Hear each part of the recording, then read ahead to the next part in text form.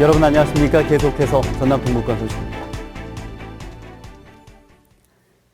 여수시 한 의원이 사기 혐의로 의원직을 상실한 뒤에 후반기 상임위원장으로 선출된 황당한 일이 발생했습니다. 당사자는 법원 판결 이후에 변호사가 항소하지 않아 의원직을 상실했다고 밝혔는데요. 김종태 기자가 전합니다. 여수시의회 노승기 의원이 광주지법 순천지원으로부터 징역 6월에 집행유예 2년을 선고받은 것은 지난달 22일.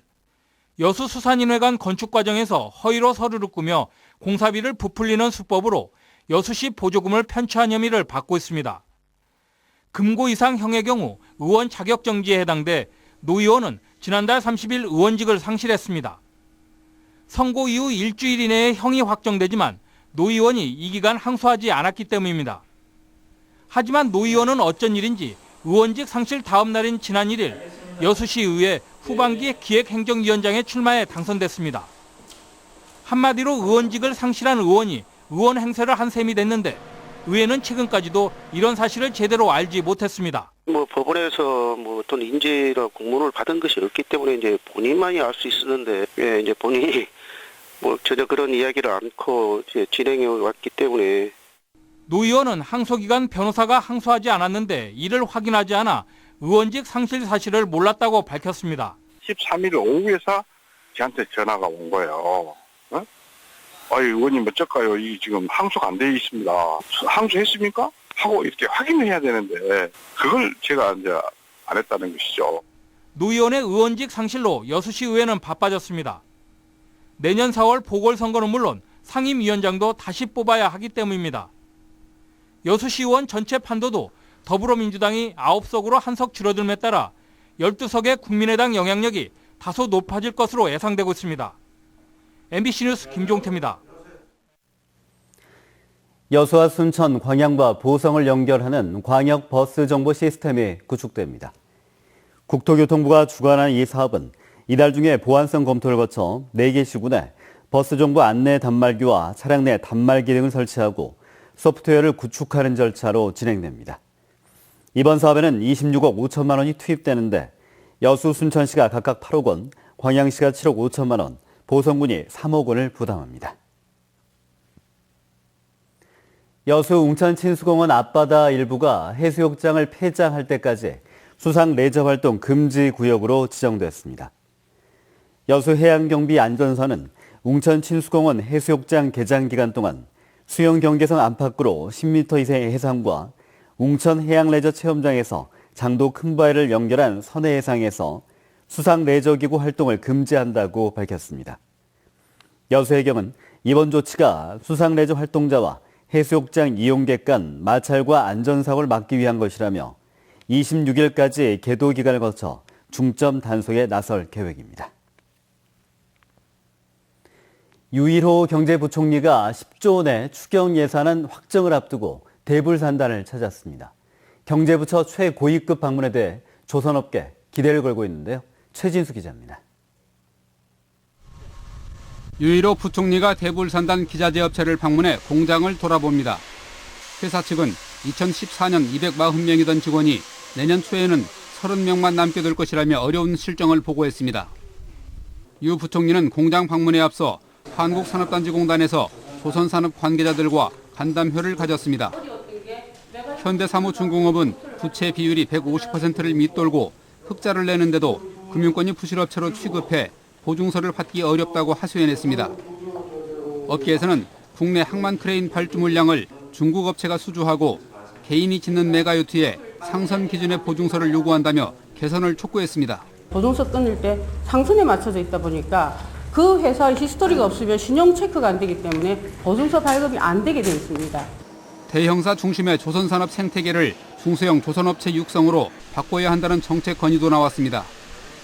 전라남도는 이번 추경에 조선 관련 예산으로 20여 건에 1,800억여 원을 요청했습니다. 이 가운데 노후 관공선 대체, 해외 선박수리 조선기지 구축, 요트시티 조성, 소형선박 해상 테스트 기반 구축 등에 기대를 걸고 있습니다. 전라남도는 정부 추경 가운데 단기적인 경기 부양 효과가 큰 사업부터 반영될 것으로 예상하고 있습니다. MBC 뉴스 최진수입니다. 광주의 세방산업에서 1급 발암물질이 배출돼 왔다는 사실로 충격이 큽니다. 그런데 매년 수백 톤씩 배출해온 이 기업, 그동안 아무런 제재를 받지 않았습니다. 김인정 기자 보도합니다.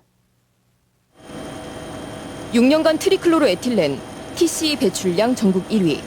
지난 2014년 공장 인근의 TCE 농도는 전국 평균의 180배. 세방산업은 1급 발암물질인 TCE를 1년에 수백 톤씩 배출하고도 아무런 제재를 받지 않았습니다. 배출 허용 기준 자체가 없어서입니다. 지난 2014년 국제암연구소가 트리클로로에틸렌을 1급 발암물질로 상향 조정하고 나서야 환경부는 기준을 마련하기 시작했습니다. 2014년서부터 연구를 진행해가지고 2015년도 하반기에 입법 내부를 해서 이번 2016년도 3월에 시행규칙 개정 완료를 한 거고요. 그러나 바뀐 기준은 내년부터나 적용됩니다. 낮은 농도에서도 사람에게 해가 될 수 있는 특정대기 유해물질 35종 가운데 이렇게 배출 허용 기준이 없는 물질은 절반이 넘습니다. 구미 불산 누출 사고를 계기로 유해 화학물질 관리 실태를 감사한 감사원도 사고가 터져야 기준을 만드는 허술한 관리 체계를 지적한 바 있습니다.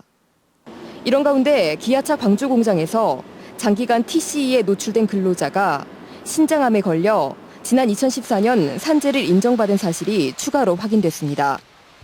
세방산업이 하남산단에서 TCE를 사용하는 공정을 시작한 건 올해로 20년째. 그동안 근로자나 인근 주민들이 TCE에 노출됐을 가능성을 감안하면 파장이 어디까지 미칠지 가늠하기 어렵습니다. MBC 뉴스 김인정입니다. 상반기에 이어 하반기에도 철강 수요의 침체가 이어질 전망입니다.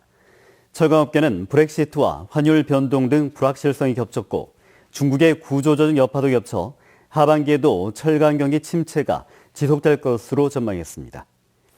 이에 따라 수출 의존도가 높은 포스코는 월드 프리미엄 제품 판매 확대에 나섰고 현대제철과 동국제강도 건설업 호조에 맞춰 철금과 형광 등 주력 제품 판매 집중키로 했습니다. 여수시가 돌산 이대교의 건설 필요성에 대한 구체적 용역에 들어갔습니다.